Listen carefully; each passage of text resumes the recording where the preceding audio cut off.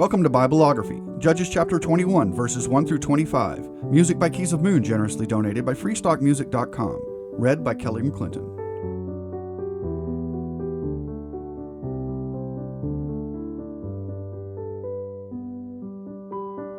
The men of Israel had taken an oath at Mizpah. Not one of us will give his daughter in marriage to a Benjamite. The people went to Bethel, where they sat before God until evening, raising their voices and weeping bitterly. "Lord, God of Israel," they cried, "why has this happened to Israel? Why should one tribe be missing from Israel today?" Early the next morning, the people built an altar and presented burnt offerings and fellowship offerings. Then the Israelites asked, "Who from all the tribes of Israel has failed to assemble before the Lord?" For they had taken a solemn oath that anyone who failed to assemble before the Lord at Mizpah was to be put to death. Now the Israelites grieved for the tribe of Benjamin, their fellow Israelites. "Today one tribe is cut off from Israel," they said. "How could we provide wives for those who are left, since we have taken an oath by the Lord not to give them any of our daughters in marriage?" Then they asked, "Which one of the tribes of Israel failed to assemble before the Lord at Mizpah?" They discovered that no one from Jabesh Gilead had come to the camp for the assembly. For when they counted the people, they found that none of the people of Jabesh Gilead were there. So the assembly sent 12,000 fighting men with instructions to go to Jabesh Gilead and put to the sword those living there, including the women and children. "This is what you are to do," they said. "Kill every male and every woman who is not a virgin." They found among the people living in Jabesh Gilead 400 young women who had never slept with a man, and they took them to the camp at Shiloh in Canaan.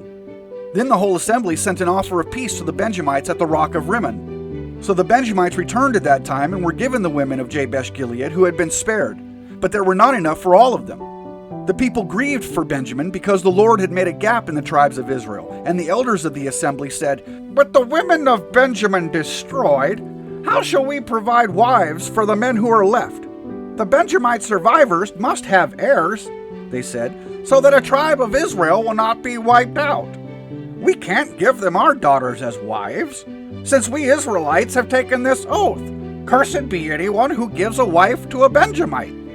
But look, there is an annual festival of the Lord in Shiloh, which lies north of Bethel, east of the road that goes from Bethel to Shechem, and south of Lebanon." So they instructed the Benjamites, saying, "Go and hide in the vineyards and watch. When the young women of Shiloh come out to join in the dancing, rush from the vineyards, and each of you seize one of them to be your wife.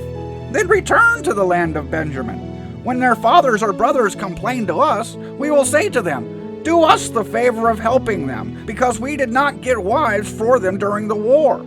You will not be guilty of breaking your oath because you did not give your daughters to them." So that is what the Benjamites did. While the young women were dancing, each man caught one and carried her off to be his wife. Then they returned to their inheritance and rebuilt the towns and settled in them. At that time, the Israelites left that place and went home to their tribes and clans, each to his own inheritance. In those days, Israel had no king. Everyone did as they saw fit.